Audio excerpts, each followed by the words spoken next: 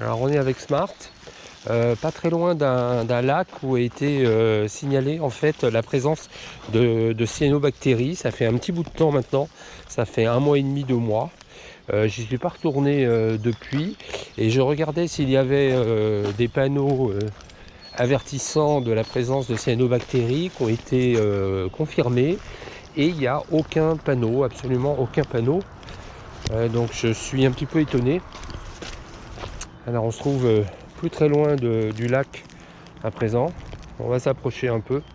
Alors par rapport à la dernière fois où j'étais venu, là les cyanobactéries sont pas visibles, si elles sont toujours présentes. Alors il a plu hier, alors je ne sais pas si ça favorise ou si au contraire ça disperse les cyanobactéries éventuelles. Bon, en tout cas dans le doute, je ne lâche pas évidemment mon chien qui a l'habitude de se baigner, figurez-vous, dans ce lac. On approche, mais pas trop près. Bon, il n'y a pas l'air d'y avoir de cyanobactéries non plus ici, en tout cas pas visibles. S'il y en a, elles ne sont pas visibles. Il n'y a pas les taches de peinture comme j'avais pu voir la dernière fois que j'étais venu. Ah, ça forme vraiment des taches de peinture. On a l'impression qu'une personne a déversé de la peinture dans l'eau.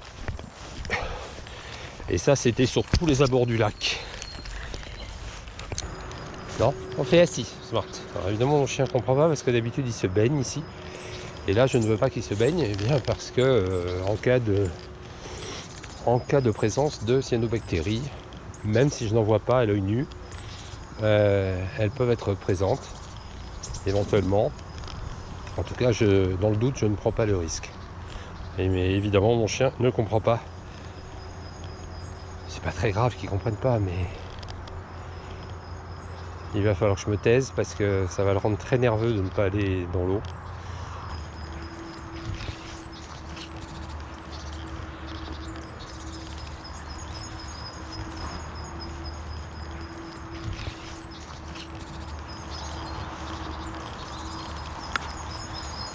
Tu fais le trou? Tu fais le trou ici? Fais le trou. Il a été trop nerveux, donc il fallait que je lui donne une mission.